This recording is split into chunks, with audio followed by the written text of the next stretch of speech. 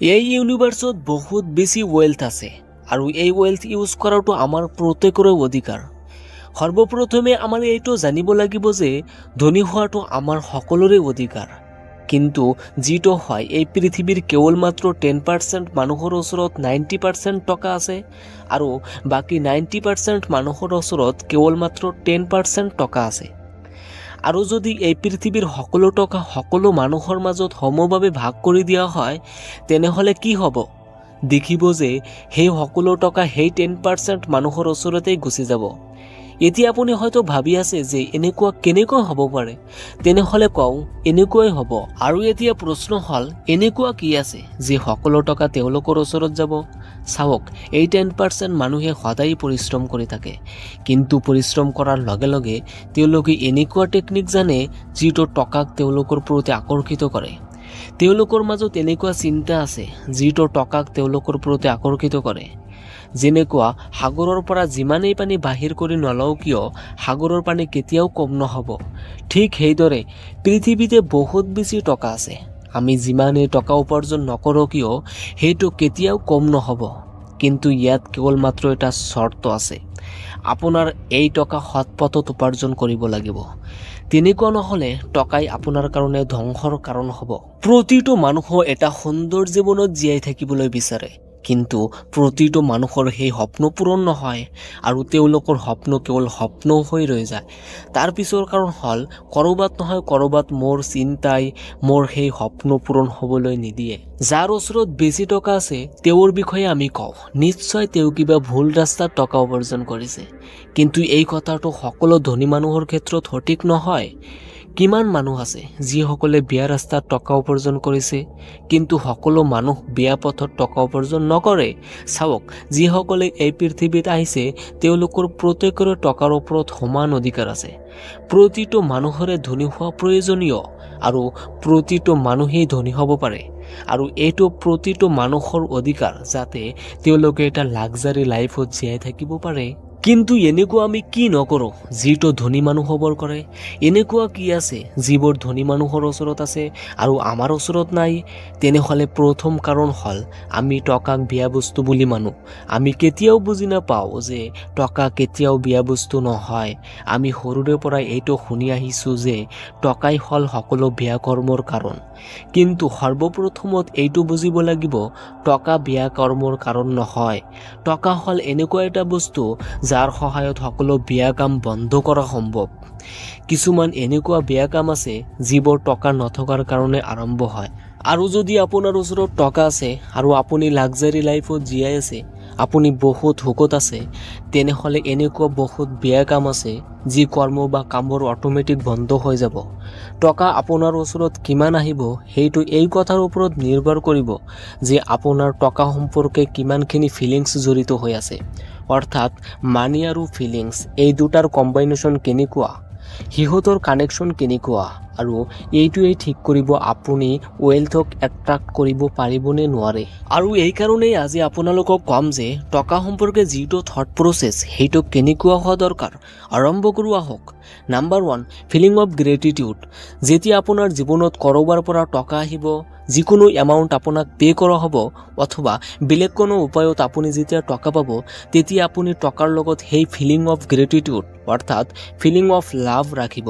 কাৰণ এনেকুৱা বহুত মানুহ আছে যিসকলে কঠোৰ পৰিশ্ৰম কৰাৰ পাছতো সেই লেভেলৰ ৱেলথ ক্ৰিয়েট কৰিব নোৱাৰে। যি লেভেলৰ ৱেলথ তেওঁলোকে ক্ৰিয়েট কৰিব বিচাৰে, যি লেভেলৰ ৰেৱাৰ্ড তেওঁলোকে বিচাৰে, সেই লেভেলৰ ৰেৱাৰ্ড তেওঁলোকে নাপায়। ইয়াৰ বাহিৰেও তেওঁলোকে বহুত পৰিশ্ৰমৰ তুলনাত বহুত কম অৰ্থাৎ একোৱে নাপায়, কিন্তু আপুনি তাত অলপমান কিবা পাই আছে।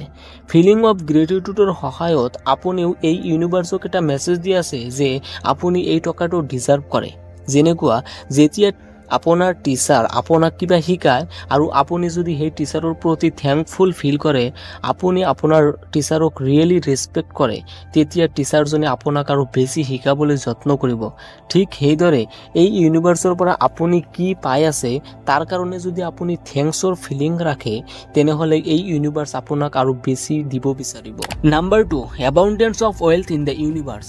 যি সময়ত আপুনি বেলেগ মানুহৰ সফলতা আৰু গ্ৰথবোৰ চাব, সেই সময়ত আপুনি বহুত বেছি আনন্দিত হ'ব। কাৰণ বেছিভাগ দেখিব পৰা যায় যে বেছিভাগ মানুহৰ মাজত হিংসা অৰ্থাৎ জেলাছ ফিল হয়, অৰ্থাৎ তেওঁলোকৰ মনত এনেকুৱা ফিলিংছ আছে তেতিয়া তেওঁলোকে আনইজি ফিল কৰে আৰু আপোনাৰ এই আনইজি ফিলটো মনৰ লগত এটাচ হৈ যায়। সেইকাৰণে আপোনাক যিটো কৰিব লাগিব, যি সময়ত আপুনি কাৰোবাৰ সুন্দৰ গাড়ী দেখিব, সুন্দৰ কোনো ঘৰ দেখিব, অথবা যদি আপুনি কাৰোবাক ট্ৰেভেল কৰিবলৈ দেখে, অথবা যদি আপুনি কাৰোবাৰ সুন্দৰ লাইফষ্টাইল দেখে, অৰ্থাৎ আপুনি যদি এনেকুৱা বস্তু দেখে যিটো দেখি আপুনি বুজি পাইছে যে সন্মুখৰ মানুহজন কিমান বেছি সফল, তেওঁৰ ওচৰত কিমান বেছি ৱেল্থ আছে, তেতিয়া আপোনাৰ মাজত হেপিনেছৰ ফিলিং অহা দৰকাৰ। এই ইউনিভাৰ্ছত কিমানটা এবাউণ্ডেন্স আছে, এই ইউনিভাৰ্ছত ইমান বস্তু আছে যে এই ইউনিভাৰ্ছৰ প্ৰতিটো মানুহক বহুত বস্তু দিয়াৰ পিছতো কেতিয়াও শেষ নহ'ব। আৰু যেতিয়া আপুনি এনেকুৱা ফিল কৰা আৰম্ভ কৰিব তেতিয়া ইউনিভাৰ্ছক আপুনি এই মেছেজটো দি আছে যে আপুনিও তেওঁলোকৰ মাজত এজন ডিজাৰ্ভিং পাৰ্চন, আপুনিও ঠিক তেনেকুৱা ৱেল্থ, ঠিক তেনেকুৱা সফলতা ডিজাৰ্ভ কৰে। আৰু এই ফিলিংছটো আপোনাৰ ছাবকনচিয়াছ মাইণ্ডত গৈ এনেকুৱা ফ্ৰিকুৱেঞ্চি ক্ৰিয়েট কৰে যাৰ ফলত আপোনাৰ জীৱনত বহুত বেছি পৰিৱৰ্তন হোৱা আৰম্ভ হৈ যায়। আৰু যেতিয়া আপোনাৰ ইণ্টাৰনেল ৱৰ্ল্ডতো চেঞ্জ হৈ আহিব আৰু পৰিৱৰ্তন হ'ব আপোনাৰ এক্সটাৰ্নেল ৱৰ্ল্ডতো দেখিব পাৰিব, যাৰ ফলত আপোনাৰ জীৱনত বহুত কিছু পৰিৱৰ্তন হোৱা আৰম্ভ হৈ যায়। আৰু যেতিয়া আপুনি আপোনাৰ ইণ্টাৰনেল ৱৰ্ল্ডত চেঞ্জ লৈ আহিব, এই পৰিৱৰ্তনটো আপুনি আপোনাৰ এক্সটাৰ্নেল ৱৰ্ল্ডতো দেখিব পাৰিব। নাম্বাৰ 3, ডিজাৰ্ভিং ইউৰ চেল্ফ। বেছিভাগ মানুহ যেতিয়া ল অফ এট্ৰাকশ্যনৰ বিষয়ে শুনা পায় তেতিয়া তেওঁলোক এইটো আয়ত্ব কৰি লয় যে কেৱল মাত্ৰ ভিজুৱেলাইজ কৰিলে অথবা ইমাজিন কৰিলে আমাৰ জীৱনত বেছি পৰিৱৰ্তন আহিব অথবা ৱেল্থ আহিব। তেনেহ'লে মই আপোনাক কৈ দিওঁ এনেকুৱা কেতিয়াও নহ'ব। ইয়াৰ কাৰণে আপোনাক এটা কাম কৰিব লাগিব যাক কোৱা হয় নিজকে ডিজাৰ্ভিং কৰি তোলা। মই আপোনাক এটা কথা কৈ আছোঁ যিটো আপোনাৰ বিষয়ে আপুনি এতিয়া প্ৰতি মাহে কিমান টকা উপাৰ্জন কৰি আছে, 1500, 20,000, 25,000 বা 1 লাখ বা তাতকৈ বেছি। আপুনি যিমান টকা এতিয়া উপাৰ্জন কৰি আছে আপুনি সিমানখিনি টকাই উপাৰ্জন কৰি আছে যিমানখিনি আপুনি ডিজাৰ্ভ কৰে।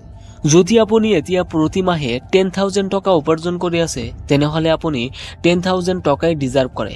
আৰু যদি এতিয়া আপুনি 10 লাখ টকা উপাৰ্জন কৰে তেনেহ'লে আপুনি সঁচাকৈয়ে 10 লাখ টকাই ডিজাৰ্ভ কৰে। আৰু যদি মই এতিয়া সহজভাৱে যদি আপোনাক কওঁ তেনেহ'লে আপুনি সিমানখিনিয়ে উপাৰ্জন কৰে যিমানখিনি আপোনাৰ ৱাকাত।